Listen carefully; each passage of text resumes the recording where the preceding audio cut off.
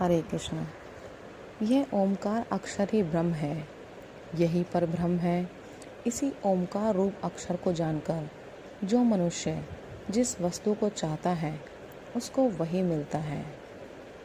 श्रुति के इस कथन के अनुसार कल्प वृक्ष रूप भगवत भजन के प्रताप से जिस वस्तु को मनुष्य चाहता है उसे वही मिल सकती है, परंतु आत्मा का कल्याण चाहने वाले सच्चे प्रेमी भक्तों को तो निष्काम भाव से ही भजन करना चाहिए। शास्त्रों में निष्काम प्रेमी भक्त की ही अधिक प्रशंसा की गई है।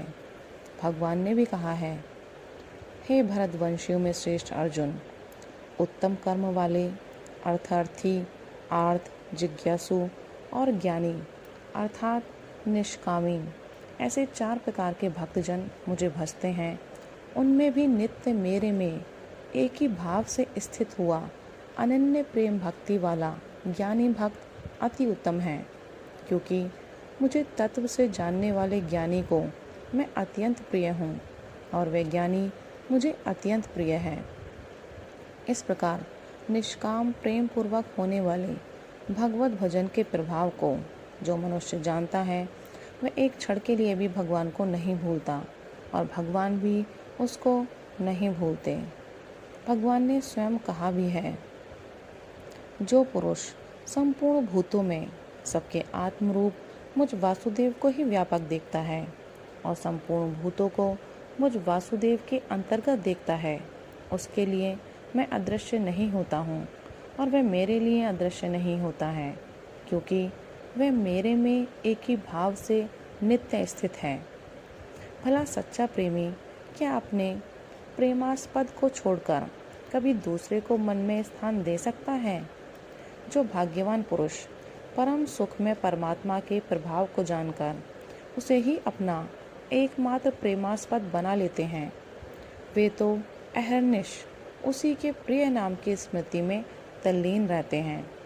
वे दूसरी वस्तु न कभी चाहते हैं और न उन्हें सुहाती ही है।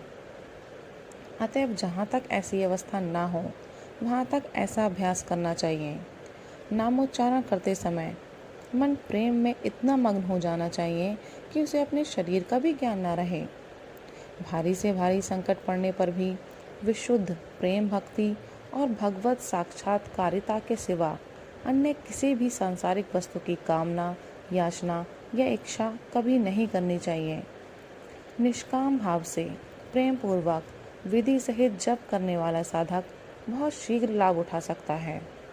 यदि कोई शंका करे कि बहुत लोग भगवान नाम का जप किया करते हैं परंतु उनके कोई विशेष लाभ होता हुआ नहीं देखा जाता है, तो इसका उत्तर यह हो सकता है कि उन लोगों ने या तो विधि सहित जप का अभ्यास ही नहीं किया होगा या अपने जप रूप परम धन के बदले में तुच्छ सांसारिक भोगों को खरीद लिया होगा, नहीं तो उन्हें अवश्य ही विशेष लाभ होता, इसमें कोई संदेह नहीं है। इसलिए नाम जप किसी प्रकार की भी छोटी बड़ी कामना के लिए ना करके केवल भगवान के विशुद्ध प्रेम के लिए ही करना चाहिए। राधे राधे, हरि बोल।